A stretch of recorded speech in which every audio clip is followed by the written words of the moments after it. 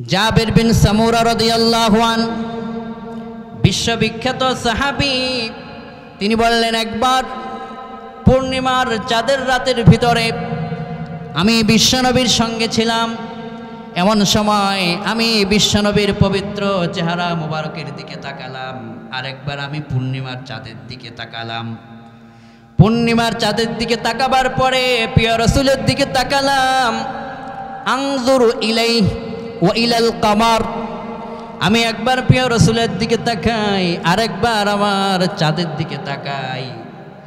এরপরে আমি বুঝতে পারলাম চাঁদের চাইতে, পূর্ণিমার চাঁদের চেয়ে যিনি বেশি সুন্দর তিনি ছিলেন আমার প্রিয় নবী মুহাম্মদ সাল্লাল্লাহু। আমি তখন দেখতে পেলাম আমার রাসূল এত সুন্দর, চাঁদ আমার রাসূলের কাছে লজ্জা পেয়ে যায়। চাঁদের চাইতেও রাসূলকে আল্লাহ সুন্দর করে বানিয়েছেন। এমন রাসূলের চেহারার ভিতরেও কিন্তু সেই তায়েববাসীরা আক্রমণ করেছিল, তারা রাসূলকে চিনে নাই। ঠিক কি না কোন? আমরা যারা প্রিয় রাসূলকে ভালোবাসি, প্রিয় রাসূলের জন্য কলিজা পর্যন্ত আমরা দেওয়ার জন্য প্রস্তুত থাকি। কোন আল্লাহু আকবার।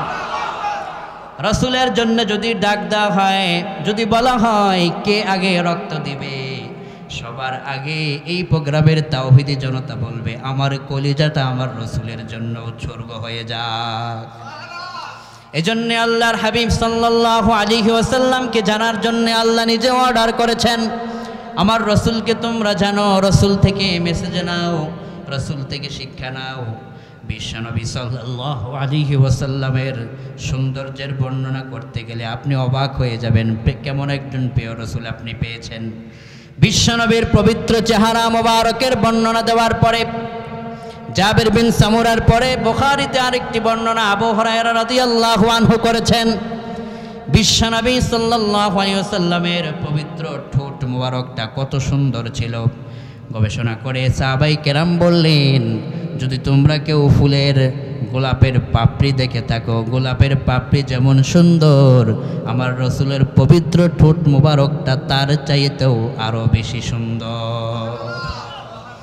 যখন বিশ্বনবী একটু মুস্কি হাসতেন, প্রিয় নবী যখন মুস্কি হাসতেন, দুই ঠোঁটের মাঝখান দিয়ে প্রিয় নবীর পবিত্র দাঁত মোবারকের, দন্ত মোবারকের একটুকুন অংশ বেরিয়ে পড়ত। সাহাবায়ে কেরাম বলতেন, আমরা তখন তাকালে যেন মনে হতো আমার রাসূলের পবিত্র চেহারার মধ্যে যেন জান্নাতের একটা নূরের ঝলক পয়দা হয়েছে। এত আলোক উজ্জ্বল ছিল আমার প্রিয় রাসূল। আবার সুনান তারমির ভিতরে বর্ণনা করা হয়েছে, বিশ্বনবী যখন তিনি কথা বলতেন, আমরা যখন কথা বলি অনেকের মুখ থেকে এক রকমের দুর্গন্ধ বেরিয়ে পড়ে, কথা সত্য কিনা? কিন্তু আমার রাসূল যখন কথা বলতেন, রাসূলের পবিত্র মুখ মোবারক থেকে দুর্গন্ধ নয়, আতরের সুঘ্রাণ ছড়িয়ে পড়ত। আতরের সুঘ্রাণ। যদি পৃথিবীতে কেউ জীবন্ত কোরআন দেখতে চায়, তাহলে ওই জীবন্ত কোরআন হচ্ছে মানবতার মুক্তির দূত বিশ্বনবী মুহাম্মদ সাল্লাল্লাহু আলাইহি ওয়াসাল্লাম। কোন ঠিক কিনা? মুহাম্মদ সাল্লাল্লাহু আলাইহি ওয়াসাল্লাম যখন তিনি কথা বলতেন, পবিত্র মুখ মোবারক থেকে সুগন্ধ ছড়িয়ে পড়ত, আলোক উজ্জ্বল ছড়িয়ে পড়ত। সুনান দারমির বর্ণনা, আন ইবনে আব্বাস রাদিয়াল্লাহু আনহুমা قال كان رسول الله صلى الله عليه وسلم أفلج الثنيتين إذا تكلم رؤيا كالنور يخرج من بين ثناياه। বিশ্বনবী যখন কথা বলতেন, কথা বলার মাঝখান দিয়ে বিশ্বনবীর পবিত্র সামনের মুখ মোবারকের, সামনের দাঁত মোবারকের মাঝখানে ছোট্ট একটা ফাটল ছিল, ফাঁকা জায়গা ছিল। আল্লাহর হাবিব যখন কথা বলতেন, সাহাবায়ে কেরাম বললেন, রাসূলের কথা বলার সময় ওই দুই ঠোঁটের দুই দাঁত মোবারকের ফাঁক দিয়ে কথা বলার সময়ে নূরের উজ্জ্বলতা চারিদিকে ছড়িয়ে পড়ত।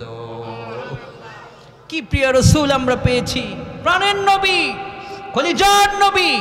সাহাবায়ে কেরাম যে রাসূলের জন্য জীবনটা দেওয়ার জন্য প্রস্তুত ছিলেন, যে রাসূলের সময় ফেসবুক, ইনস্টাগ্রাম, টিকটক, ইউটিউব কিছুই ছিল না, কিন্তু রাসূলুল্লাহকে এই পৃথিবীতে সবচাইতে বেশি চিনে সারা পৃথিবীর মানুষ। কোন ঠিক কিনা? এজন্য আল্লাহ বলছেন, শোনো, মিলাদুন নবী সাল্লাল্লাহু আলাইহি ওয়াসাল্লামের মাসে নবীজিকে কেন আমি পাঠিয়েছি, তোমরা আমার কোরআন থেকে মেসেজ নাও। বিশ্বনবীকে আল্লাহ কেন পাঠালেন, মেসেজ নেওয়ার দরকার আছে না নাই? রাসূলুল্লাহকে একটা উদ্দেশ্য করে তো আল্লাহ পাঠিয়েছেন, ঠিক কি না? আমরা যে এখানে আছি একটা উদ্দেশ্য আছে না? উদ্দেশ্য কি? মাশাআল্লাহ, আল্লাহর কোরআনের কথা শুনবো এবং এই উসিলায় যেন আল্লাহ আমাদেরকে মরার পরে ঠাস করে জান্নাত দিয়ে দেন, কোন আমিন। এটাই তো উদ্দেশ্য। বিরিয়ানির উদ্দেশ্য আছে? বিরিয়ানি দিলেও আছে, না দিলেও আছে। যারা সত্যিকারের আশিকে রাসূল, যারা রাসূলকে সত্যিকার ভাবে ভালোবাসে, বিরিয়ানি ছাড়াই তারা তাদের কলিজা রাসূলের জন্য উৎসর্গ করে। আর যারা ধান্দাবাজ তারা বিরিয়ানির জন্য আশিকে রাসূল দাবি করে। এজন্য আমরা কি বিরিয়ানির দল নাকি প্রকৃত আশিকে রাসূল? আল্লাহ আসমান থেকে কয়, প্রকৃত আশিকে রাসূলেরা তোমরা শুনে নাও, কেন আমার রাসূলকে পৃথিবীতে পাঠালাম। আহারে দুনিয়ার মানুষ যদি জানতো প্রিয় রাসূলের আগমনটা কত উন্নত ছিল, পৃথিবীর জন্য কত চমৎকার ছিল, এক সেকেন্ডের জন্য প্রিয় রাসূল থেকে তারা দূরে থাকতো না, ঠিক কিনা কোন? কোরআনে আল্লাহ বলছেন কেন পাঠিয়েছি রাসূলকে, শোনো। আল্লাহ আসমান থেকে কয়, قد جاءكم من الله نور وكتاب مبين। ও দুনিয়ার মানুষেরা, ও জনপদের মানুষেরা, ও উম্মতি মুহাম্মাদিরা, ও বাংলাদেশের তাওহীদি জনতা, তোমাদের কাছে প্রিয় রাসূল কেন এসেছেন? ১৫০০ বছর আগে আল্লাহ কোরআনের ভিতরে কোট করে দিয়েছেন। বিশ্বনবী পৃথিবীতে আসার আগে গোটা দুনিয়াটা ছিল অন্ধকারাচ্ছন্ন। অন্ধকার, জুলুম, নিপীড়ন, নির্যাতন, জ্বালাও পোড়াও, ভাঙচুর, এগুলো বিশ্বনবীর আগমনের আগে পৃথিবীটাতে অন্ধকারে পরিপূর্ণ হয়েছিল। মানুষ তার নিজ সতীত্বকে, সত্তাকে চিনত না। সবচেয়ে বড় দুর্ভাগ্যের কথা ছিল এই, তখন কোনো স্বামী যদি মারা যেত, তাহলে এই স্বামীর মৃত্যুর জন্য তার স্ত্রীকে দায়ী করে স্ত্রীকে জীবন্ত তারা পুড়িয়ে হত্যা করত। নাউযুবিল্লাহ। এই জুলুম, এই অত্যাচার মুহাম্মদ সাল্লাল্লাহু আলাইহি ওয়াসাল্লামের সেই আগমনের আগে পৃথিবীটা অন্ধকারে, অত্যাচারে পরিপূর্ণ হয়ে গিয়েছিল। মানুষ শুধু হাহাকার করছিল, আমরা মুক্তি চাই, নাজাত চাই, শান্তি চাই। কিন্তু কে এনে দেবে শান্তি?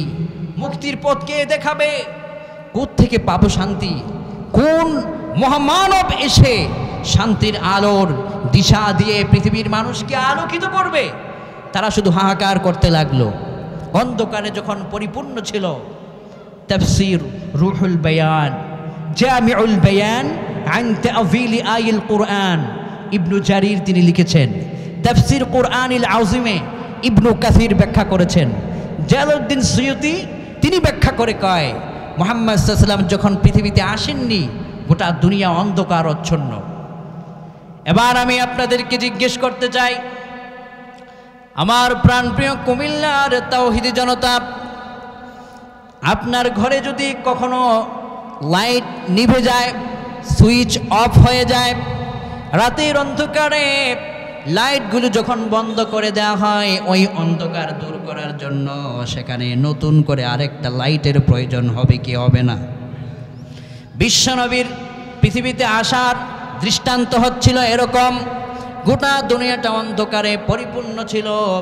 অন্ধকার দূর করার জন্যে যেখানে লাইটের প্রয়োজন, গোটা পৃথিবীর অন্ধকার দূর করার জন্য লাইট হিসাবে, আলো হিসাবে স্বয়ং আল্লাহ পাক বিশ্বনবীকে তখন পৃথিবীতে পাঠিয়ে গোটা দুনিয়াকে আলোকিত করে দিলেন। কোন সুবহানাল্লাহ। আল্লাহ আসমান থেকে এটাই বলছেন, قد جاءكم من الله نور وكتاب مبين। এই যে হুজুর পড়তেছে, মাশাআল্লাহ, ভালো লাগছে। যারা আলেম ওলামা আছেন পড়বেন, যারা পারেন একটু আমার সাথে ঠোঁট মিলাবেন, সওয়াব দিবেন যিনি, তিনি কে? কোরআন পড়তে হবে, শুনতে হবে। আর এখন মাহফিলে কোনো কিচ্ছা কাহিনী বলার সময় নাই। এক সময় কিচ্ছা কাহিনী, ঢোল তবলা যা ছিল সব ছিল। এখন কিচ্ছা কাহিনী বাদ দিয়ে আল্লাহর কোরআন চলবে। তাফসীর বিল কোরআন ওয়াস সুন্নাহ। কোরআনের উপরে কোনো কথা পৃথিবীতে নাই। আল্লাহর কোরআন চলবে যেখানে, মুমিন মুসলমান তাদের কলিজা দিয়ে সেখানে তারা সবকিছু উৎসর্গ করবে। কোন ঠিক কিনা? কোরআনের তাফসীর পৃথিবীর সবচাইতে আদর্শময় কথা, এর চাইতে উন্নত কথা আর পৃথিবীতে কিছুই হতে পারে না। কোরআনের কথা শেষ হবার পর যদি সময় থাকে তখন আপনি অন্য কথা বলুন, কিন্তু আগে কোরআন, কারণ এর উপরে কিছুই নেই। ঠিক কিনা? কোন নাযালা বিহির রূহুল আমিন আলা কলবি মুহাম্মদ সাল্লাল্লাহু আলাইহি ওয়াসাল্লাম বিলিসানিন আরাবিয়্যিন মুবিন। বিশ্বনবীর উপরে আগে আল্লাহ কোরআন সেট করেছেন। 30 পারা কোরআনকে সেট করার পর কোরআনের ব্যাখ্যা হিসেবে রাসূলুল্লাহর পবিত্র বরকতপূর্ণ হাদিসগুলোকে আল্লাহ পাক ছড়িয়ে দিয়েছেন। কোন সুবহানাল্লাহ। আল্লাহ পাক কোরআনে বললেন, ক্বাদ জাআকুম মিনাল্লাহি নূরু ওয়া কিতাবুম মুবিন। তোমাদের নিকটে আল্লাহর পক্ষ থেকে এসেছে নূর, নূরের সঙ্গে এসেছে সুস্পষ্ট কিতাব। তাফসীর কারকগণ ব্যাখ্যা করে কয়, আল মুরাদু বিল আউয়াল হুয়ার রাসূল সাল্লাল্লাহু আলাইহি ওয়াসাল্লাম ওয়া সানিল কুরআন। এই আয়াতে প্রথমে আল্লাহ পাক নূর বা আলো যাকে সম্বোধন করেছেন, এই নূর এই আলো যিনি, তিনি হলেন বিশ্বনবী মুহাম্মদ মুস্তাফা সাল্লাল্লাহু। রাসূলকে আলো বানিয়ে পাঠিয়েছেন যিনি, তিনি কে? সুস্পষ্ট কিতাবও আল্লাহ তাআলা দান করেছেন। তাহলে এই রবিউল আউয়াল মাসে আমরা এটা জানলাম যে আল্লাহ পাক বিশ্বনবীকে পাঠানোর পিছনে প্রধান উদ্দেশ্য হচ্ছে দুনিয়া থেকে যত অন্ধকার, সকল অন্ধকারকে দূর করে দিয়ে আলো প্রতিষ্ঠা করার জন্য রাসূলকে পাঠানো হয়েছিল। কোন ঠিক কিনা? তাহলে রাসূলের ভিশন যেখানে অন্ধকার সেখানে আলো জ্বালিয়ে দাও, যেখানে জালেমরা অত্যাচার চালাবে সেখানে তুমি কোরআনের বার্তা ছড়িয়ে দাও, যেখানে অন্যায় সেখানে প্রতিবাদ, অন্যায়ের উপরে কোরআনের আলো পৌঁছে দাও, জালেমরা পালাবার রাস্তা খুঁজে পাবে না।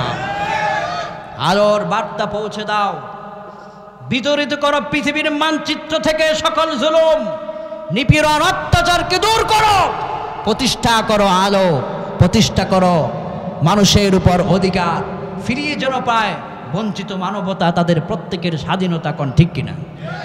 এজন্য আল্লাহ রাসূলকে পাঠিয়েছেন। বিশ্বনবী তিনি নিজে বলেছেন, এই আয়াতের ব্যাখ্যা করতে গিয়ে চমৎকার একখানা হাদিস এসেছে।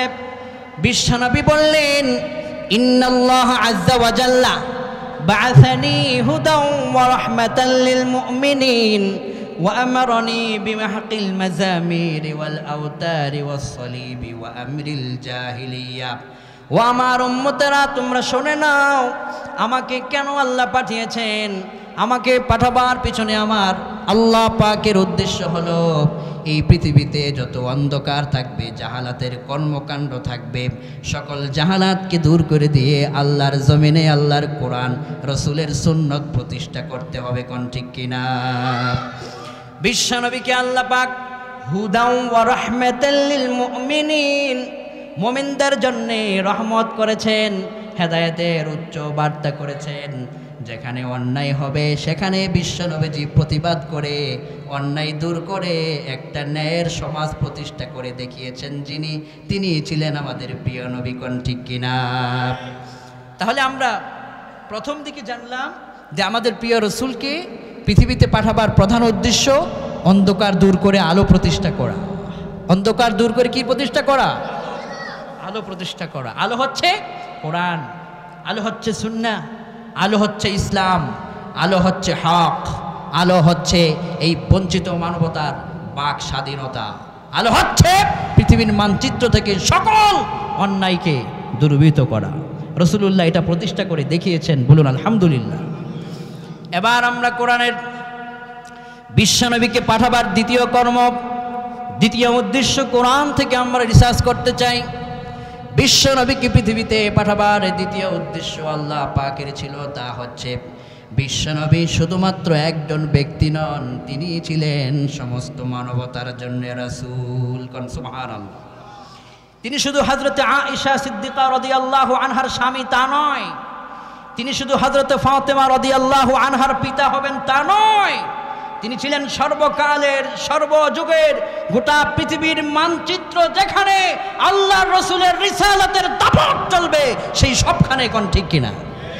এটাই ছিল মিশন, উদ্দেশ্য আল্লাহ পাকের। আসমান থেকে আল্লাহ বললেন, রাসূল আপনি তাদেরকে জানিয়ে দেন, কুল ইয়া আইয়ুহান নাসু ইন্নী রাসূলুল্লাহি ইলাইকুম জামিআ। রাসূল আপনি জানিয়ে দেন, ও দুনিয়ার মানুষেরা, তোমরা আমাকে মক্কার নবী মনে করিও না। শুধু আমার রিসালাতের দাপট শুধুমাত্র মক্কাতে নয়, মদিনাতে নয়, ভারত পাকিস্তান আমেরিকাতে নয়, শুধুমাত্র ইউরোপের কান্ট্রিগুলোতে নয়, বরং আমার রিসালাতের দায়িত্ব হলো গোটা দুনিয়ার আল্লাহর জমিন যেখানে রাসূলের রিসালাতের দাপট চাই সবখানে কোন সুবহানাল্লাহ। তিনি সকলের জন্য রাসূল, তিনি শুধুমাত্র ব্যক্তি বিশেষ রাসূল নন। অন্য অন্য পয়গম্বরগণ এক একটা এলাকার জন্য গোত্র হিসাবে তিনি নবুয়তের দায়িত্ব পালন করতেন, কিন্তু আমাদের রাসূল সবার উপরে সবার জন্য সুবহানাল্লাহ পড়ে। এবার কাফেরেরা প্রশ্ন করত, আপনাকে সবার জন্য রিসালাত কেন দেওয়া হলো? কে দিলেন? বিশ্বনবীকে রিসালাতের পাওয়ার যিনি দিয়েছেন তিনি কে? কাফেরেরা প্রশ্ন করত যে এই রিসালাতের এই দায়িত্বটা আপনাকে কে দিয়েছে? আল্লাহ আসমান থেকে নিজেই জবাব দেয়, রাসূল আপনি জানিয়ে দেন, তাদেরকে বলুন। এর পরের অংশে আল্লাহ বললেন, কুল ইয়া আইয়ুহান নাসু ইন্নী রাসূলুল্লাহি ইলাইকুম জামিআ আল্লাযী লাহু মুলকুস সামাওয়াতি ওয়াল আরদ লা ইলাহা ইল্লা হুয়া ইউহয়ী ওয়া ইউমীত। বিশ্বনবীকে আল্লাহ বললেন, আপনি জানিয়ে দেন, যারা রাসূলকে মানে না, রাসূলের সম্মানকে সহ্য করে না, প্রিয় রাসূলকে যারা ভালোবাসতে চায় না, এই দুনিয়াতে তারা হলো সবচাইতে বড় পোড়া কপালওয়ালা। কোন ঠিক কিনা? ওই সমস্ত কাফেরেরা বলতো, আপনি যে রিসালাতের দায়িত্ব সবার জন্য বললেন তার প্রমাণ কি? আল্লাহ আসমান থেকে বললেন, বলে দেন, আল্লাযী লাহু মুলকুস সামাওয়াতি ওয়াল আরদ, যিনি আসমান জমিনের রাজত্বের একমাত্র মালিক, আর যিনি লা ইলাহা ইল্লা হুয়া ইউহয়ী ওয়া ইউমীত, যিনি ছাড়া কোনো ইলাহা নাই, বিধানদাতা নাই, আইনদাতা নাই, কানুনদাতা নাই, যিনি হায়াতের মালিক, যিনি মৃত্যুর মালিক, যিনি হায়াত এবং মৃত্যুর মালিক, তিনি আমাকে রিসালাতের দায়িত্ব দিয়েছেন। কোন সুবহানাল্লাহ। তাহলে প্রিয় নবীকে প্রেরণ করার দ্বিতীয় মিশন, উদ্দেশ্য ছিল এটা যে রাসূলের রিসালাত ছড়িয়ে পড়বে গোটা বিশ্বে, বিশ্বের প্রতিটি প্রান্তে। কোন ঠিক কিনা? ছড়িয়ে পড়েছে কিনা পৃথিবীতে? এই যে বাংলাদেশে, এই বাংলাদেশে প্রিয় রাসূলকে এসে দাওয়াত দিয়েছেন, কিন্তু আপনার এই বাংলাদেশে প্রিয় রাসূলের বার্তা, আসমান থেকে নাজিল হওয়া কোরআন এখানে পৌঁছেছে কিনা? অবাক হয়ে যাবেন আপনি। লাস্ট সানডেস টাইম ওরা রিপোর্ট করেছে, আমেরিকার ক্যালিফোর্নিয়াতে বসে তারা বলছে, আমরা গবেষণা করে দেখলাম গোটা পৃথিবীতে মরুভূমিতে জন্মগ্রহণ করা আব্দুল্লাহর ছেলে মুহাম্মদ সাল্লাল্লাহু আলাইহি ওয়াসাল্লামকে নিয়ে গবেষণা করতে করতে খোদ আমেরিকার ভিতরে বসে প্রতি বছর 1,50,000 খ্রিস্টান নতুন করে শুধু রাসূলের জীবনী পড়ে পড়ে কালিমা পড়ে মুসলমান হয়ে যাচ্ছে। কোন আল্লাহু আকবার। ইসলামকে দামাবার ক্ষমতা, ইসলামকে নিশ্চিহ্ন করার ক্ষমতা পৃথিবীর কারো হয়নি, হবেও না। যারাই ইসলামকে নিভিয়ে দিতে চেয়েছে তারাই পিছনের দরজা দিয়ে পালাতে বাধ্য হয়েছে। কোন ঠিক কিনা? ইসলাম আল্লাহর, রাসূল তার দায়িত্ব পালন করেছেন। যে আল্লাহ যে বলছেন যে সারা বিশ্বে ছড়িয়ে পড়বে, আজ পুরো পৃথিবীতে, আমেরিকা, লন্ডন, পৃথিবীর যেখানে আপনি যান সেখানে গেলেই আপনি দেখবেন আল্লাহু আকবারের ধ্বনি উচ্চারিত হচ্ছে প্রতি পাঁচ ওয়াক্ত সালাতে। আল্লাহু আকবারের সাথে সাথে আশহাদু আন্না মুহাম্মাদার রাসূলুল্লাহ, রাসূলের স্লোগান গোটা পৃথিবীর সবখানে ছড়িয়ে পড়েছে। ছড়িয়েছেন যিনি, তিনি কে? আমাদের মসজিদে আজকে এশার আজান হয়েছে না? মুয়াজ্জিন সাহেব কই? যখন তিনি বলেছেন আশহাদু আল্লা ইলাহা ইল্লাল্লাহ, এরপরে কি বলবেন? তিনি যদি আশহাদু আন্না মুহাম্মাদার রাসূলুল্লাহ না বলে হাইয়া আলাস সালাত থেকে শুরু করে, তখন আপনারা কি করবেন? কি করবেন? আজান সুন্দর করে আবার দেওয়ার জন্য আপনারা কেন বলবেন? কারণ এখানে এটা ছেড়ে দিয়েছে। দেখুন, ওয়ারফা'না লাকা যিকরাক বিমা'না আত-তাফসীর ফিল আযান ওয়াল ইকামাত ওয়াত তাশাহুদ ওয়াল খুতবাহ ওয়া গায়রিহা।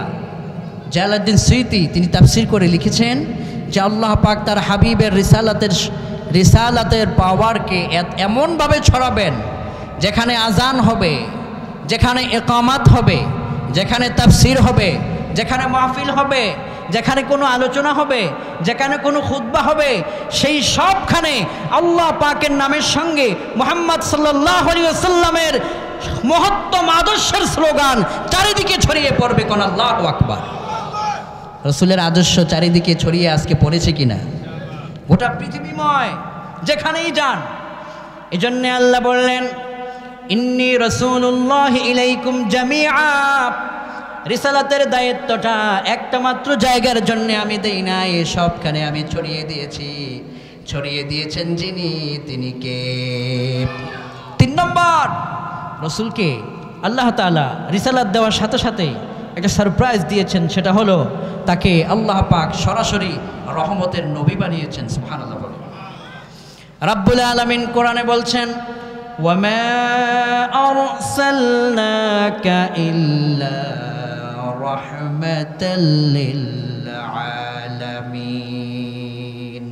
হাবিব, আমি আপনাকে শুধুমাত্র রিসালাত দিয়েছি এমনটি নয়, বরং রিসালাতের সাথে সাথে গোটা দুনিয়াতে যেখানে যেই সবখানেই আমার ভূখণ্ড থাকবে, সমস্ত জগতের জন্য আমি আপনাকে রহমতের নবী বানিয়ে দিলাম। কোন সুবহানাল্লাহ। রহমতের নবী সব জায়গার জন্য বানিয়ে দিয়েছেন যিনি আমাদের প্রিয় রাসূলকে, তিনি কে? রহমতের নবী। এরপরে আল্লাহ পাক বিশ্বনবীর প্রেরণ করার পিছনে আরো উদ্দেশ্য হলো, বিশ্বনবীকে আল্লাহ আরেকটা দায়িত্ব দিয়েছেন, তিনি দুনিয়ার মানুষকে জান্নাতের সুসংবাদ ছড়িয়ে দিতে পারবেন। আর যারা বিশ্বনবীকে মানে না তাদেরকে ভীতি প্রদর্শন করে কোরআনের প্রতি আহ্বানের করার জন্য তাকে আল্লাহ পাক দায়িত্ব দিয়েছেন। কোরআনে আল্লাহ বললেন ওয়াবাশশিরিল্লাযীনা আমানু ওয়া আমিলুস সালিহাত আন্না লাহুম জান্নাতিন তাজরি মিন তাহতিহাল আনহার। ওয়াবাশশিরিল্লাযীনা আমানু ওয়া আমিলুস সালিহাত আন্না লাহুম জান্নাতিন তাজরি মিন তাহতিহাল আনহার। এই জান্নাতের সুসংবাদটা কোরআনে কার মাধ্যমে আমরা পেয়েছি? কোরআনে, রসুলের উপর নাজিল হওয়া কোরআনে আমরা রসুলের জবান থেকে এটা আমরা শুনেছি। তার মানে আল্লাহ চান যে আমার রসুল তিনি হচ্ছেন নীতি নির্ধারক, তিনি হক বাতিলের মধ্যে পার্থক্যের মানদণ্ড করে দেবে কোরআন দিয়ে। তিনি যাকে বলবে হক সে হবে হক, রসুলের মানদণ্ডে যে হবে না হক, তার বড় দরবার থাকতে পারে, লক্ষ লক্ষ মুরিদ থাকতে পারে, রসুলের আদর্শের বাহিরে যে যাবে সে কখনো হক হতে পারবে না। কোন ঠিক কিনা? রসুল হক এবং বাতিলের পার্থক্যের মানদণ্ড রসুল দেখিয়েছেন।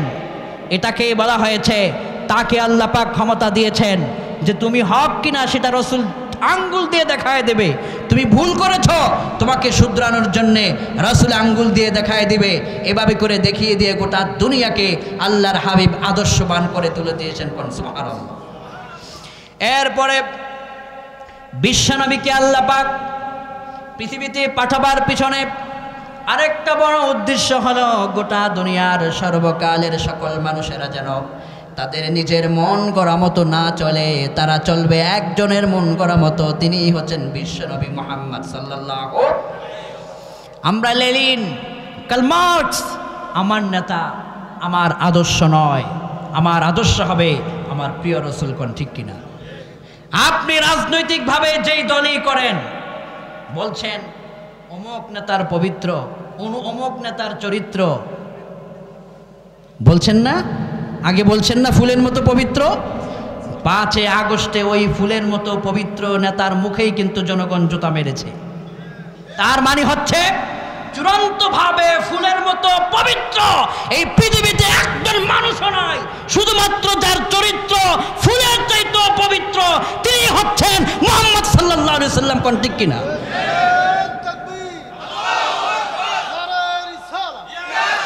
বিশ্বনবীর চরিত্রের উপরে কোন চরিত্র আদর্শ পৃথিবীতে নাই। এটা যদি আপনি দেখতে চান, পৃথিবীর চারিদিকে তাকায় দেখেন, যারাই যখনই পৃথিবীর মানুষের কাছে এসে চরিত্রবান সেজেছে, পৃথিবীর মানুষের জীবন নিয়ে ছিনিমিনি খেলেছে, রসুলের আদর্শের উপর যারা আঘাত করতে চেয়েছে, আল্লাহর জমিনে আল্লাহর কোরআনের রাজকে প্রতিষ্ঠার পথে যারা বাধা হয়ে দাঁড়িয়েছে, তারা দিন শেষে মানুষের জুতা পিটা খেয়েছে। কথা বাস্তব কিনা? আগামী জিন্দেগিতেও, আগামীর নতুন সুন্দর বাংলাদেশেও ছাত্র জনতা তোমাদেরকে আগেও আমরা ধন্যবাদ জানিয়েছি, আজও ধন্যবাদ জানাই কোরআনের প্রোগ্রাম থেকে। তোমরা যেই সুন্দর সুগঠিত সুশৃঙ্খল নতুন বাংলাদেশ গড়ার জন্য স্বপ্ন দেখিয়েছ, এই নতুন বাংলাদেশে যদি কেউ আল্লাহর কোরআন নিয়ে ছিনিমিনি খেলতে চায়, প্রিয় রাসূলের আদর্শের উপর কেউ কালিমা লেপন করতে চায়, তাদের অবস্থা পূর্বের অবস্থার মতো হবে। কারণ রসুলের ব্যাপারে আমরা কাউকে ছাড় দেইনি, দেবও না। কোন ঠিক কিনা? রসুলের আদর্শের সার্টিফিকেট দিয়েছেন যিনি, তিনি কে? সুবহানাল্লাহ, সুবহানাল্লাহ। চরিত্রের সনদপত্র। আপনার আমার চরিত্রের সার্টিফিকেট দেয় স্ত্রী, আপনার আমার চরিত্রের সার্টিফিকেট দেয় আপনার আমার ড্রাইভার, পিএস, সেক্রেটারি। ইমাম সাহেবের চরিত্রের সার্টিফিকেট দেয় মুসল্লিরা। দোকানে বসে বসে অমুক গ্রামের ইমাম সাহেব আজকে 2 মিনিট আগে নামাজ পড়িয়েছে, সমালোচনা আছে না নাই? অমুক গ্রামের ইমাম সাহেব আজকে কেরাত খুব লম্বা করেছেন, অমুক গ্রামের ইমাম সাহেব আজকে জোহরের নামাজ আগে পড়াইয়া দাওয়াত খেয়েছেন 3টা। হুজুর 3 দাওয়াত কেন খেলো? ওনার খুব জ্বালা।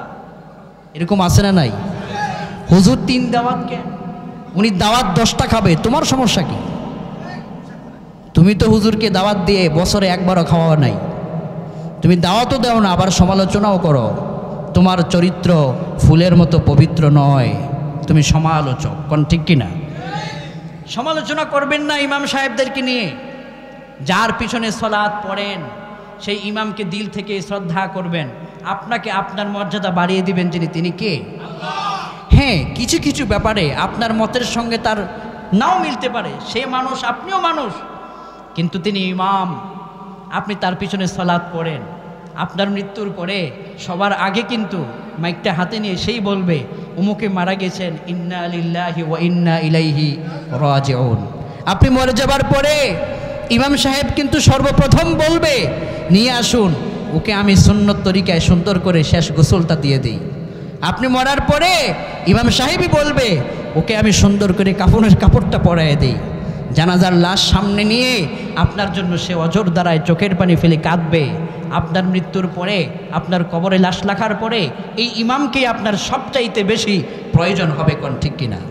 যাদেরকে সব জায়গায় বেশি প্রয়োজন হয় এই ইমাম সাহেবদেরকে নিয়ে এখন থেকে সমালোচনা নয়, বরং যথাসম্ভব এই ইমামদের উপর আমরা শ্রদ্ধাপূর্ণ আচরণ আমরা প্রতিষ্ঠিত করব। কোন ঠিক কিনা? এই এলাকায় যতটা মসজিদ আছে, যতজন সম্মানিত ইমাম সাহেবান আছেন, তাদেরকে আমরা মাথায় তুলে রাখবো, ইজ্জত দিব। তাহলে আপনার আমার ইজ্জত বাড়িয়ে দিবেন যিনি, তিনি কে? বিশ্বনবী একজন মুয়াজ্জিনের জন্য দোয়া করেছেন, আল্লাহুম্মা গফির লিল মুআজ্জিনিন। শুধুমাত্র একজনের জন্য নয়, তিনি এখানে গোটা দুনিয়ার সমস্ত মুয়াজ্জিনকে, মুয়াজ্জিনে কেরামদেরকে এখানে রসুল শামিল করে বলেছেন, হে আল্লাহ, আমার উম্মতদের ভিতরে যারা মুয়াজ্জিনের দায়িত্ব পালন করবে, আল্লাহ আমি দোয়া করে গেলাম তাদের সবগুলো গুনাহ তুমি মাফ করে দিও। একজন মুয়াজ্জিন যখন আজান দেয়, রসুলের দোয়ার বরকতে তার সব গুনাহ মাফ করে দেন যিনি, তিনি কে? বিশ্বনবী বলেছেন আতওয়ালুন নাসি আনাকান ইয়াউমাল কিয়ামা বিমানা তাফসীর আই আকসারুন নাসি আমালান। কিয়ামতের ময়দান যেদিন কায়েম হয়ে যাবে, মুয়াজ্জিন যখন হাসরের ময়দানে দাঁড়িয়ে যাবে, যারা মসজিদের ভিতরে যা দিকে আজান দিয়েছে, ওই মুয়াজ্জিন যখন দাঁড়িয়ে যাবে তখন তার ঘাটটাকে আল্লাহ পাক উঁচু করে দিবেন। এই হাদিসের ব্যাখ্যায় মুহাদ্দিসিন কেরাম ব্যাখ্যা করেছেন আতওয়ালুন নাসি আনাকান ইয়াউমাল কিয়ামা আই আকসারুন নাসি আমালান। মুয়াজ্জিনকে আল্লাহ পাক সেদিন সারপ্রাইজ হিসাবে তার আমলের পাল্লাটাকে আল্লাহ উঁচু করে দিবেন। কোন সুবহানাল্লাহ।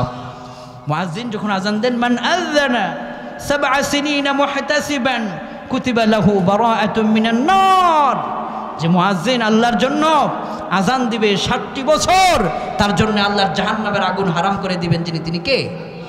এই জন্য ইমাম মুয়াজ্জিনদেরকে নিয়ে সমালোচনা নয়, আমরা তাদেরকে নিয়ে ভালোবাসার দৃষ্টান্ত পেশ করব। কোন ঠিক কিনা? যেটা বলছিলাম, কোন জায়গা থেকে আমরা গিয়েছিলাম মনে আছে? রসুলের চরিত্র, রসুলের প্রিয় নবীর চরিত্রের সার্টিফিকেট কে দিয়েছেন? আল্লাহ দিয়েছেন। দেখেন আমার ভাইরা, এখানে সবচেয়ে বড় আশ্চর্যের বিষয়, আল্লাহ নিজে প্রিয় রসুলের চরিত্রের সনদপত্র দেওয়ার কত বড় উত্তম উজ্জ্বল দৃষ্টান্ত এই পৃথিবীবাসীর জন্য, যে ওহে পৃথিবীর মানুষেরা, এই পৃথিবী সৃষ্টির পর থেকে এই পর্যন্ত কত রাষ্ট্রনায়ক তোমরা দেখেছো, কত আইডল তোমরা দেখেছো, যাদেরকে লাখো মানুষ ফলো করে। যে খেলোয়াড় সে যাকে ভালোবাসে, তার ভালোবাসার প্লেয়ারের গায়ের উপরে যেই গেঞ্জিটা থাকে, টি শার্ট থাকে, সে ওই টি শার্টটা তার প্রিয় খেলোয়াড়ের মতো ওই টি শার্টটা সেই গায়ে দেয়, ঠিক কিনা? সেলিব্রিটিকে মানুষ ফলো করে, কিন্তু দিন শেষে চরিত্রের ব্যাপারে উত্তম আদর্শের সনদপত্র গোটা পৃথিবীর কেউ দিতে পারে নাই, একমাত্র রসুলের চরিত্রটাই আল্লাহ প্রদত্ত সনদ পাওয়া। কোন সুবহানাল্লাহ। বিশ্বনবীর চরিত্র আল্লাহ পাক বলছেন, লাকাদ কানা লাকুম ফি রাসূলিল্লাহি উসওয়াতুন হাসানাহ। ও দুনিয়ার মানুষেরা, তোমরা আমার রসুলের জীবনের ভিতরে, আমার রসুলের ভিতরে সর্বোত্তম আদর্শ তোমরা খুঁজে পাবে, যার উপরে পৃথিবীতে আর কোনো একটাও আদর্শ নিহিত নাই। কোন সুবহানাল্লাহ। কত কেমন আদর্শ! বিশ্বনবীর দরবারে যে সমস্ত সাহাবায়ে কেরাম ছিলেন, বিশ্বনবী চলে যাবার পরে আম্মাজান আয়েশা সিদ্দিকা রাদিয়াল্লাহু আনহার দরবারে সাহাবায়ে কেরামদের একটা প্রতিনিধি দল গেলেন। বললেন, ওগো আম্মাজান, আপনি আমাদেরকে বিশ্বনবী সম্পর্কে কিছু তথ্য দিন। বিশ্বনবীর পবিত্র চরিত্র কেমন ছিল আমাদেরকে একটুকুন জানান। আম্মাজান আয়েশা সিদ্দিকা রাদিয়াল্লাহু আনহা সেদিন চমৎকার একটা উত্তর দিয়েছিলেন। বলেছিলেন, তোমাদের হাতে কি কোরআনের পাণ্ডুলিপি নাই? তোমাদের হাতে কি আল্লাহর কোরআন নাই? সাহাবায়ে কেরাম বললেন, 30 পারা কোরআন আমাদের হাতে আছে। সাহাবায়ে কেরাম আল্লাহর কোরআন নিয়ে আসলেন। আম্মাজান আয়েশা সিদ্দিকা রাদিয়াল্লাহু আনহা সেদিন বললেন, কানা খুলুকুহুল কোরআন। ও আল্লাহর হাবিবের সাহাবীরা, দুনিয়ার কোটি কোটি তাওহীদি জনতা, তোমরা যদি বিশ্বনবীর আদর্শ জানতে চাও তাহলে কোরআনের দিকে তাকাও। গোটা 30 পারা কোরআনটাই ছিল রসুলের আদর্শ। কোন সুবহানাল্লাহ।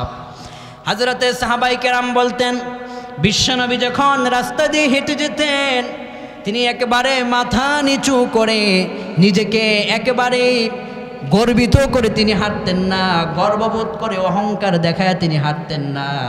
বিশ্বনবী রাস্তা দিয়ে যখন হেঁটে যেতেন, সাহাবায়ে কেরাম তাকিয়ে তাকিয়ে বলতেন যে তিনি যেন একটা জীবন্ত আল্লাহর কোরআন যেন আমাদের সামনে দিয়ে হেঁটে যাচ্ছে। কোন সুবহানাল্লাহ। কি রসুল আমরা পেয়েছি, কি আদর্শ আমরা পেয়েছি! কত সুন্দর নিয়ামতে পরিপূর্ণ ছিল আমাদের প্রিয় রসুল। মক্কা মুকাররমায় তিনি মাইর খেয়েছেন, জানেন না আপনারা? মক্কা মুকাররমায় রসুলের উপর অত্যাচার নেমে আসছিল না? বিশ্বনবী যখন তার উপর তায়েফের ময়দানে চূড়ান্ত জুলুম অত্যাচার যখন চলছিল, রসুল যদি চাইতেন একটা মাত্র ইশারায়, এক বদদোয়ায় গোটা দুনিয়ার কাফের গোষ্ঠীদেরকে পাহাড় চাপা দিয়ে সেকেন্ডের ভিতরেই একেবারে মিশিয়ে দিতে পারতো আল্লাহ পাক। কোন ঠিক কিনা? কিন্তু রসুলের উপর আঘাত দেওয়ার পরে প্রিয় নবী তাদের জন্যে বদদোয়া না করে হেদায়েতের দোয়া করেছেন। সুবহানাল্লাহ বলেন। পৃথিবীতে এত সুন্দর আদর্শ আর কে দেখাতে পারে, যার উপর মক্কার ভিতরে জুলুম, অত্যাচার, নিপীড়ন অভাব ছিল না। সাহাবাই কেরামদের, বেলালদের জীবনে আপনারা শোনেন নাই? হযরত বেলাল রাদিয়াল্লাহু আনহুকে উত্তপ্ত মরুভূমির বালির উপর শোয়াইয়া তার উপর পাথর দিয়ে এই চাপা দিয়ে রক্তগুলো পিছন দিক থেকে পড়ে মরুভূমির বালিগুলো লাল হয়ে গিয়েছিল। সেই সমস্ত অত্যাচার রসুলের সাহাবাই কেরামদের উপর ছিল। বিশ্বনবীকে সাহাবাই কেরামদের সামনে পিছনে বিশ্বনবীর উপর জুলুম অত্যাচার ছিল। মদিনা মুনাওয়ারায় যখন গিয়েছেন, মক্কা যখন বিজয় হয়, বিশ্বনবী বিজয়ের বেশে যখন ফিরে এসেছেন, আল্লাহর হাবিব সর্বপ্রথম ঘোষণা দিয়েছেন, আমি তাদেরকে ক্ষমা করে দিলাম। কোন আল্লাহু আকবার। যদি রসুল তখন চাইতেন তার প্রতিশোধ নিতে পারতেন কিনা? আল্লাহু আকবার। বিশ্বনবীকে যারা আদর্শ মনে করে, বিশ্বনবীকে যারা ideal leader of the world মনে করে, বিশ্বনবীর সেই আদর্শকে তারা বাস্তবায়ন করবে, তারাও তাদের সময়ে এই অত্যাচার, জুলুম, নিপীড়নকারীদেরকে ক্ষমা করে আল্লাহর কোরআনের আহ্বান করে থাকে। তার বাস্তব উদাহরণ বাংলাদেশে আমরা দেখতে পাচ্ছি। কোন আলহামদুলিল্লাহ। এদেশের জনগণের উপর অত্যাচার, জুলুম কম ছিল না বিগত বছরগুলোতে। জনগণ কিন্তু এই জুলুম, অত্যাচার ক্ষমা করে দিয়ে তাদের হেদায়েতের জন্য এখনো দোয়া করে। কোন ঠিক কিনা? দেখেন আমার ভাইয়েরা, আদর্শ। সুবহানাল্লাহি বিহামদি। বিশ্বনবীর ব্যাপারে আল্লাহ পাক বললেন, শোনো, পৃথিবীতে যত আদর্শ আছে সকল আদর্শ এই মাটির সাথে মিশে যাবে। একটা মাত্র আদর্শ পৃথিবীর মানুষকে সত্যের দিশা দেখিয়ে যাবে। সেই আদর্শটাই হলো প্রিয় নবীর আদর্শ। কোন সুবহানাল্লাহ। কেমন আদর্শ, কেমন চরিত্র! শামাইলে তিরমিজির ভিতরে আবু ঈসা মুহাম্মদ ইবনে ঈসা আত-তিরমিজি রাহিমাহুল বারি তিনি লিখেছেন, প্রিয় নবী কি মহত্তম আদর্শ তার ছিল। বিশ্বনবীর একজন পিএস ছিল, যিনি বিশ্বনবীর খেদমত করতেন। আপনার আমার আশেপাশের যেই সমস্ত মানুষেরা থাকে, তারাই আপনার আমার সম্পর্কে ভালো মন্তব্য জানাতে পারে। ঠিক কিনা কোন? এখানে আমরা যারা স্বামী আছি, ঘরে আমাদের স্ত্রী যাদের আছে, একটু হাত তোলেন তো, ঘরে যাদের স্ত্রী আছে। স্ত্রী হ্যাঁ হ্যাঁ হ্যাঁ, আচ্ছা হাত নামান। আপনার ব্যাপারে সবচাইতে বেশি চারিত্রিক সার্টিফিকেট আপনার স্ত্রী দিতে পারবে। ঠিক কিনা কোন? রসুলের স্ত্রী ছিল হযরত খাদিজা রাদিয়াল্লাহু আনহা। খাদিজা রাদিয়াল্লাহু আনহা বিশ্বনবীর চরিত্রের সনদপত্র দিয়ে বলছেন যে, রাসূল আজকে ওয়াল্লাহি মা ইউখজিকাল্লাহু আবাদা, I swear by Allah, Allah won't insult you ever. রাসূল, এই গোটা দুনিয়ার কাফেরেরা আপনার চরিত্র নিয়ে ছিনিমিনি গেলে আমি খাদিজা বললাম, আল্লাহর নামের শপথ, আল্লাহ আপনাকে কখনো লাঞ্ছিত করবেন না। কারণ আমি স্ত্রী আপনার চরিত্র সম্পর্কে জানি। আপনার চরিত্র, আপনার আদর্শ গোটা দুনিয়াকে একদিন দখল করবে। খাদিজা রাদিয়াল্লাহু আনহার এই ভবিষ্যৎবাণী আজকে গোটা দুনিয়ায় বাস্তবে পরিণত হয়েছে। কোন ঠিক কিনা? স্ত্রী চরিত্রের সার্টিফিকেট দিচ্ছে যে আমার প্রিয় স্বামী, আল্লাহ আপনাকে লাঞ্ছিত করবেন না। আপনি মানুষদেরকে খেতে দেন, আপনি অসহায়দের পাশে দাঁড়ান, আপনি বিধবাদের পাশে দাঁড়ান, এতিম বাচ্চাদের মাথায় আপনি হাত বুলিয়ে দেন, আপনি ছোট বাচ্চাদেরকে আগে সালাম দেন। হে রাসূল, আপনার মতো চরিত্র পৃথিবীতে আর একটাও হতে পারে না। খাদিজা রাদিয়াল্লাহু আনহা স্ত্রী হয়ে স্বামীর চরিত্রের সনদপত্র কি চমৎকারভাবে দিয়েছেন। একজন মানুষের সবচাইতে চরিত্রের সার্টিফিকেট আরেক ব্যক্তি দিতে পারে যে তার সবচাইতে কাছাকাছি থাকে, তার বন্ধু, তার পিএস, তার খাদেম। ঠিক কিনা কোন? রসুলের একজন ইন্টারন্যাশনাল পিএস ছিল, তার নাম কি আপনারা কেউ বলতে পারবেন? ইন্টারন্যাশনাল পিএস, বিশ্বনবীর পার্সোনাল সেক্রেটারি, তার নাম হচ্ছে হযরতে আনাস বিন মালিক রাদিয়াল্লাহু আনহু। কি নাম ছিল? আনাস রাদিয়াল্লাহু আনহু, নাম শুনেছেন না? আনাস রাদিয়াল্লাহু আনহু বিশ্বনবীর চরিত্রের সার্টিফিকেট দেয়। আদর্শ কাকে বলে? ইমাম তিরমিজি হাদিস লিখতে গিয়ে তিনি কেঁদেছেন। তাশরীর ভিতরে সেই ঘটনা বর্ণিত হয়েছে। হাদিসের পাতায় লেখা হয়েছে, হাদ্দাসানা কুতাইবা ইবনে সাঈদ হাদ্দাসানা জাফর ইবনে সুলাইমান আদ-দুবাই عن ثابت عن أنس بن مالك رضي الله عنه قال خدمت رسول الله صلى الله عليه وسلم 10 سنين فما قال لي أف قط وما قال لشيء صنعته لما صنعته ولا لشيء تركته لما تركته وكان رسول الله صلى الله عليه وسلم من أحسن الناس خلقا আনাস বিন মালিক রাদিয়াল্লাহু আনহু তিনি বলেন, রে দুনিয়ার মানুষেরা, বিশ্বনবীকে চিনার জন্য পৃথিবীর কোথাও যাওয়া লাগবে না। আমি আনাসের বক্তব্য তোমরা শোনো। আমি একাধারে 1 2 3 4 বছর ধরে 10 বছর পর্যন্ত বিশ্বনবীর পবিত্র দরবারে আমি কাটিয়েছি। আল্লাহর হাবিবের দরবারে 10টা বছর থাকার পরে আল্লাহর হাবিবের পবিত্র চরিত্রের অবনতি হতে আমি 1 সেকেন্ডের জন্য দেখি নাই। কোন সুবহানাল্লাহ। 10 বছরের ভিতরে বিশ্বনবীর একটা ভুল আমার চোখে ধরা পড়ে নাই। আমি আমার চূড়ান্ত সিদ্ধান্ত দিচ্ছি, তোমরা শোনো। ওয়াকানা রাসূলুল্লাহি সাল্লাল্লাহু আলাইহি ওয়াসাল্লাম মিন আহসানিন নাসি খুলুকা। तमाम পৃথিবীর ভিতরে সমস্ত মানবতাকে নিয়ে যদি গবেষণা করা হয়, আল্লাহর হাবিবের মতো সেরা আদর্শ মহামানব পৃথিবীতে আর কেউ নাই। সুবহানাল্লাহি বিহামদি সুবহানাল্লাহিল আযীম। কি রাসূল আমরা পেয়েছি।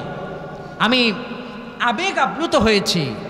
এই যে কদিন আগে মক্কা আল মুকাররমা সফরে মদিনা মুনাওয়ারা গিয়েছি। এখানে আপনারা অনেকেই মদিনা মুনাওয়ারা থেকে বদর প্রান্তে যাওয়ার আগে একটা জায়গা আছে, বীরে শেফার একটা জায়গা। বীরে শেফা গিয়েছেন না? অনেকেই গিয়েছেন না? বীরে শেফা, বীরে শেফার ওখানে একটা পাহাড় আছে।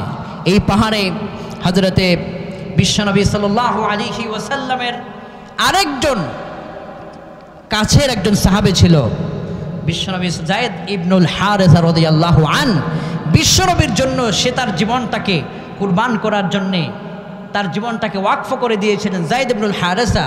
এই বীরে শেফার পাশে পাহাড়ের এখানে যায়েদ ইবনুল হারেসা, সেখানে তিনি শুয়ে আছেন, সেখানে তার কবর। বিশ্বনবীর বীরে শেফা, আহা, যে হাজী সাহেবরা দেখেছেন বীরে শেফার ঘটনা হলো, সাহাবায়ে কেরামদেরকে নিয়ে নবীজি সফর করেছেন। সফরকালে সবাই তৃষ্ণার্ত, ক্লান্ত হয়ে গেলে পরে একজন মানুষের একটু বিশুদ্ধ ঠান্ডা পানি পান করলে তার কলিজা শীতল হয়। সাহাবায়ে কেরামদের প্রতিনিধি দল বিশ্বনবীর দরবারে এসে বললেন, ইয়া রাসূলুল্লাহ, আমরা আপনার সঙ্গে সাথী হয়ে এসেছি, কিন্তু আমরা আজকে ক্ষুধার্ত আর তৃষ্ণার্ত, আমাদের খাবারের কোনো পানিও নাই। আমরা যে ওযু করব আমাদের পানি নাই, আমরা যে গোসল করব পানি নাই। ওগো প্রাণের নবীজি, আমরা এখন কি করতে পারি? পানি পান না করলে তো এই মানুষগুলো মারা যাবে। আল্লাহর হাবিবের গোটা হৃদয়টা ছিল দয়ায় পরিপূর্ণ, রহমতের নবী, দয়াল নবী, আমার মায়ের নবীজি। তিনি বললেন, পাশে কোনো কূপ আছে কিনা তোমরা তাকিয়ে দেখো। সাহাবায়ে কেরাম গিয়ে দেখলেন একটা কূপ আছে। কূপের পানি তুলে দেখলেন ওই কূপের পানিগুলো প্রাণযোগ্য নয়, কূপের পানিগুলো একেবারে লবণাক্ত। যে কূপ পান করলে লোকটি অসুস্থ হয়ে যাবে। এই অসুস্থ হয়ে যাওয়ার কারণে এই পানিটা পানযোগ্য নয়, লবণাক্ত পানি কেউ পান করতে পারে না। আল্লাহর হাবিব সাল্লাল্লাহু আলাইহি ওয়াসাল্লাম বললেন, আমার সাহাবীরা, তোমরা কোনো চিন্তা করো না, আল্লাহ পাক আমাদেরকে এই জায়গার ভিতরে একা একা ফেলে দেন নাই, তোমরা আমার সঙ্গে চলো। আল্লাহর হাবিব তখন ওই লবণাক্ত পানির কূপের সামনে গেলেন, তার পবিত্র মুখ মুবারক থেকে থুতু মুবারক এনে ওই কূপের ভিতরে নিক্ষেপ করে দিলেন। সাথে সাথে ওই লোনা পানিটা শরবতের মতো মিষ্টি পানি হয়ে গেল। বিশ্বনবীর পবিত্র থুতু মুবারক ওই পানিতে পড়ার সাথে সাথে মিষ্টি পানি হয়ে গেল, প্রাণযোগ্য পানি হয়ে গেল। সাহাবায়ে কেরাম পান করলেন, তারা গোসল করলেন, ওযু করলেন। আজও যারা মদিনা মুনাওয়ারায় যায় এই পবিত্র বীরে শিফার পানি তারাও পান করে, তাদের কলিজা ঠান্ডা করে। কোন সুবহানাল্লাহ। আমি নিজে যখন সর্বপ্রথম বীরে শিফার পানিটাকে হাত তুললাম, আমার সাথে ছিলেন আর আজকে এই প্রোগ্রামে এসেছেন আব্দুল্লাহ আল রুমান ভাই, রোজ টিভি 24-এর সম্মানিত চেয়ারম্যান সাহেব, বাংলাদেশের বিশ্ববরেণ্য ইসলামিক স্কলার ফজিলাতুল শেখ নাসিরউদ্দিন হেলালি হাফিজাহুল্লাহ। আমরা একসাথে গিয়েছিলাম ওই সফরে। ওই বীরে শিফার পানিটা হাতে নেওয়া মাত্রই আমার অনুভূতি ছিল এই, মনে হচ্ছিল যেন ১৫০০ বছর আগের আমার প্রিয় রসুলের ছোঁয়া আজও সেই পানিতে বিদ্যমান। কোন আল্লাহু আকবার। চমৎকার। এবং ওই মজলিসেই অর্থাৎ ওই সফরেই এমন এমন হাজী সাহেব ছিল যারা আমাকে বলেছেন যে হুজুর এটা কোনো হাদিস না, এটা কোনো হাদিস না। ওরা আমাকে বলছে হুজুর এই বীরে শিফার পানি আমরা অসুস্থ ব্যক্তিকে অর্থাৎ ক্যান্সার রোগীকে পান করিয়েছি, যেন আল্লাহ পাক ক্ষমা করেন। এই বীরে শিফার পানি পান করাবার পরে আল্লাহ তার ক্যান্সার পর্যন্ত ভালো করে দিয়েছেন। তিনি কে? বীরে শিফার পানিতে আল্লাহ পাক বরকত রেখেছেন। প্রিয় রসুলের থুতু মুবারকের যদি হয় এত বরকত, তাহলে আমার রসুলের গোটা বাস্তব জীবনকে যারা মানবে তাদের জীবন হবে কত বরকত। এবার চিন্তা করুন, কোন ঠিক কিনা আমার ভাইয়েরা। এজন্য তিনি আমাদের সবার জন্য আদর্শ, রাজনৈতিক নেতাদের জন্য, নেতৃবৃন্দদের জন্য আমাদের প্রিয় রসুল আদর্শ, ঠিক কিনা কোন? আমার এই বাংলাদেশ স্বাধীনতার পর থেকে এই পর্যন্ত বাংলাদেশ পরিচালিত হয়েছে রসুলের আদর্শের সংবিধান দিয়ে, নাকি? হ্যাঁ হয়েছে। মানব রচিত না? এই যে মাশাআল্লাহ হাজী সাহেব বলেছেন, স্পষ্ট কথা বলেছেন, মানব রচিত সংবিধান দিয়ে। স্বাধীনতার পর থেকে এই পর্যন্ত মানব রচিত সংবিধান প্রণয়নের পর মানুষের সত্যিকারের শান্তি সুশৃঙ্খলতা আজ পর্যন্ত মানুষ ফিরে পায় নাই, এটাই বাস্তব, কোন ঠিক কিনা? এবং মানব রচিত সংবিধান আমার জানা মতে এই পর্যন্ত প্রায় 12 থেকে 13 বার পরিবর্তন করা হয়েছে। 15 বার। আচ্ছা, আমার গবেষণা 12 থেকে 13 বার, মুরব্বী বলছেন 15 বার। একটা সংবিধান যদি 15 বার 12 বার পরিবর্তন করা লাগে, তাহলে দিন শেষে এই সংবিধান যদি সামনে আরো পরিবর্তন করা হয়, তাহলে পরিবর্তন করতে করতে মূল সংবিধানের মূল কাঠামো একদিন থাকবে না, কোন ঠিক কিনা?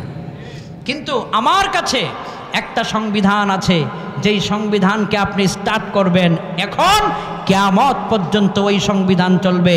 ওই সংবিধানের বিন্দু একটা অক্ষর পরিবর্তন করার প্রয়োজন হবে না। সেই সংবিধান হচ্ছে আমার রসুলের আদর্শের সংবিধান, মহাগ্রন্থ কোরআনের সংবিধান। কখনো পরিবর্ধন হবার কোনো প্রয়োজন সেখানে পড়বে না। জাতি যতদিন পর্যন্ত কোরআনকে সংবিধান হিসেবে মেনে না নেবে, রসুলের আদর্শটাকে বাস্তব জীবনে মেনে না নেবে, ওই জাতি কোনোদিন শান্তি পাবে না।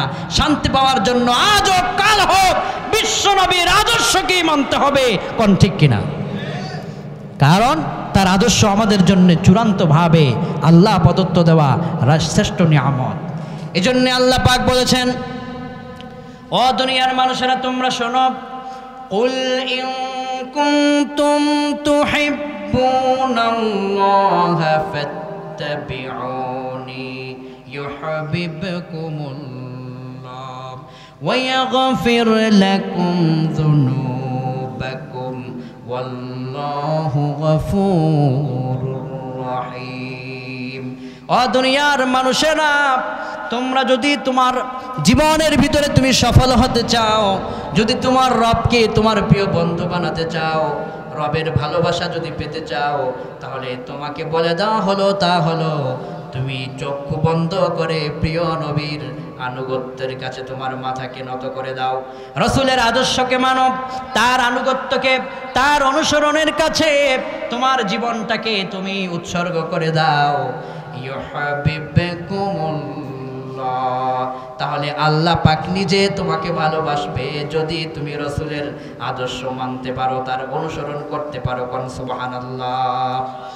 এরপরে আল্লাহ বললেন, ও দুনিয়ার মানুষেরা, وما كان لمؤمن ولا مؤمنة إذا قضى الله ورسوله أمرا أن يكون لهم الخيرة من أمرهم ومن يعص الله ورسوله فقد ضل ضلالا মুবিনা।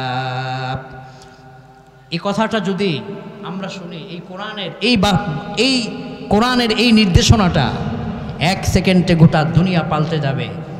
আল্লাহ বলছেন যে মনে করে নিজেকে মুমিন, যে মনে করে আমি রাসূলের উম্মত, তার উপর ফরজ হলো আমি আল্লাহ আমার রাসূল যা বলেছি চোখ বন্ধ করে তা মানবে, যা নিষেধ করেছি লাথি মেরে সব ফেলে দেবে। যে ঈমানের দাবিতে সত্যবাদী হতে চায়, রাসূলের আদর্শকে তার বাস্তব জীবনে সে প্রয়োগ করবেই। তার উপর যত রকমের বাধা আসুক, সকল বাধাকে উপেক্ষা করে রাসূলকে সে সবার আগে রাখবে। কোন ঠিক কিনা? তাওহীদি জনতা, আল্লাহ পাক আসমান থেকে বলছেন আমার রাসূলের আদেশ, তার কথা যখন তোমাদের কানে পৌঁছে যাবে, বলার সময় নাই রাসূল কেন বলেছেন, কি জন্য বলেছেন। রাসূল বলেছেন আমি মেনে নিলাম, আমি শুনলাম, সামি'না ওয়া আতা'না, আমি শুনলাম, আনুগত্যের মস্তক রাসূলের সামনে, আল্লাহর সামনে, রাসূলের আদর্শের কাছে নত করে দিলাম। আমি হলাম প্রকৃত মুমিন। আর আমি যদি রাসূলের কথার সামনে আমার মস্তককে নত করতে না পারি, তাহলে আমি রাসূলের আদর্শ উম্মত হতে পারবো না। কোন ঠিক কিনা? উম্মত হচ্ছে 2 প্রকার। একটা হচ্ছে উম্মতে দাওয়া, আরেকটা হচ্ছে উম্মতে ইজাবা। উম্মতে দাওয়া হচ্ছে ইহুদি, খ্রিস্টান, হিন্দু, যাদের কাছে রাসূলের দাওয়াত গিয়েছে কিন্তু সে দাওয়াত গ্রহণ করে নাই, তার কাছে দাওয়াত গিয়েছে সে গ্রহণ করে নাই। আর উম্মতে ইজাবা হচ্ছে যারা রাসূলের দাওয়াত পাওয়া মাত্রই রাসূলের জন্য, রাসূলের পাগল হয়ে, রাসূলের প্রেমে তার কলিজা উৎসর্গ করে দিয়েছে। তারা হচ্ছে উম্মতে ইজাবা, যারা রাসূলের সবগুলো কথাকে গ্রহণ করেছে। তারা যখন মৃত্যুবরণ করবে, লাশ কবরে রাখা মাত্রই তার লাশটা ঠাস ঠাস করে আল্লাহর জান্নাতে পৌঁছে যাবে। এজন্য আমরা আমাদের রাসূলকে আমাদের জীবন উৎসর্গ করে হলো রাসূলকে মানার দরকার আছে না নাই?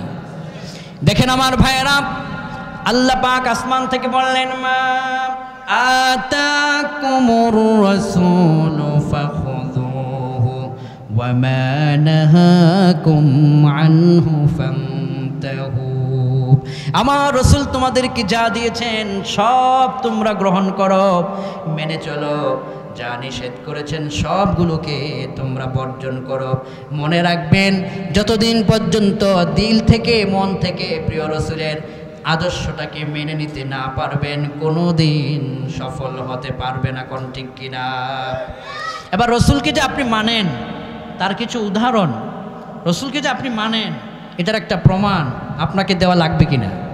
আচ্ছা, এখানে যারা আমরা পিতা আছি, অনেক সময় সন্তানদেরকে বলি না, আমার সন্তান এই কাজটা তুমি করো। একদিন হঠাৎ করে আপনার সন্তানকে আপনি বললেন আজ সকালে অফিসে তুমি আমার এই কাজটা করে দাও। সন্তান কাজ না করে ঘরের ভিতর বসে আছে, আপনি এসে তাকে বললেন ওই সন্তান তোমাকে তো আমি কাজ দিয়েছিলাম, এটা করেছো? সে তখন বলছে আমি পিতা আপনাকে খুব সম্মান করি, পিতা আমি আপনাকে খুব মানি, পিতা আমি আপনার খুব ভক্ত। পিতা বলছে বাবা তোমাকে আমি বলেছি আমার এই কাজটাকে করতে। আপনার সন্তান বলছে কি বাবা আমি আপনাকে খুব মানি, আমি আপনাকে খুব মহব্বত করি। আপনি তখন আপনার সন্তানের উপর রাগ হয়ে বলবেন বেটা যদি আমাকে মহব্বত করিসই তাহলে আমার কাজটা তুই করে দেখা, ঠিক কিনা? এজন্য এই তাওহীদি জনতাকে আমি বলতে চাই, যারা বলে আশিকে রাসূল, যারা বলে আমি রাসূলকে ভালোবাসি, সাহাবায়ে কেরাম বদরের প্রান্তে যেভাবে আল্লাহর জমিনে দ্বীন কায়েমের জন্য জীবন উৎসর্গ করেছে, উহুদে রক্ত দিয়েছে, যারা দাবি করে রাসূলকে আমি ভালোবাসি, ওই সমস্ত দাবিদারদেরকে রণাঙ্গনে যুদ্ধে জিহাদের ডাকে পৌঁছে গিয়ে রাসূলের জন্য প্রয়োজনে বুক কিনা? আমরা দাবির ভিতরে নয়, আমরা রসুলকে মেনে দেখায় দিতে চাই যে রসুলকে আমরা সত্যিকারের ভালোবাসি, কোন ঠিক কিনা? আমরা আমলের মধ্য দিয়ে রসুলকে দেখাতে চাই এ রসুল আমাদের গুনার কোনো অভাব নাই, আমাদের ডানেও গুনাহ, বামেও গুনাহ, সামনে পিছনে গুনাহ, গোটা জীবন গুনাহে আমরা শেষ হয়ে গেছে রসুল। আমরা এখন আপনার জন্য কিছু করতে চাই। আপনার জন্য যদি প্রয়োজন হয় রক্তটা দিয়ে দেব, আপনার জন্য প্রয়োজন হলে আমি আমার চোখের ঘুমকে হারাম করব। এই যে আপনারা আজকে চোখের ঘুম হারাম করেছেন আল্লাহর রসুলের জন্য, আল্লাহর জন্য, কোন ঠিক কিনা? রসুলের জন্য এই ভালোবাসা, এই ইজ্জত, এই সম্মান চূড়ান্তভাবে জান্নাতের পথ দেখাতে পারে, কোন সুবহানাল্লাহ। তো রসুলকে যে আমরা ভালোবাসবো কিসের মাধ্যমে? আমলের মাধ্যমে। কিসের মাধ্যমে? তাহলে আজকের এই প্রেক্ষাপটের এই আলোচনা থেকে আমরা এই কথাগুলো বুঝতে পারলাম যে রসুলকে আল্লাহ পাক পৃথিবীতে পাঠিয়েছেন অনেকগুলো মিশন দিয়ে, ভিশন দিয়ে। তিনি তার মিশন নিয়ে পৃথিবীকে সুন্দর করে আলোকিত করেছেন। তার চলে যাওয়ার পরে আমরা যারা তার উম্মত হতে পেরেছি আমরা ধন্য হয়েছি, তার উম্মতের সৌভাগ্যবান মানুষদের কাতারে সামিল হয়েছি। আসুন আমরা কলিজা দিয়ে সেই প্রাণের নবীকে ভালোবাসি, তার আদর্শকে নিজের বাস্তব জীবনে মেনে চলি এবং আগামী জিন্দেগিতে এই সুন্দর চরিত্র রসুলের এই আদর্শকে আমরা গ্রহণ করে আমরাও এক একজন যেন আদর্শবান হতে পারি। আল্লাহ তুমি আমাদেরকে তৌফিক দাও, সবাই পড়ি আমিন।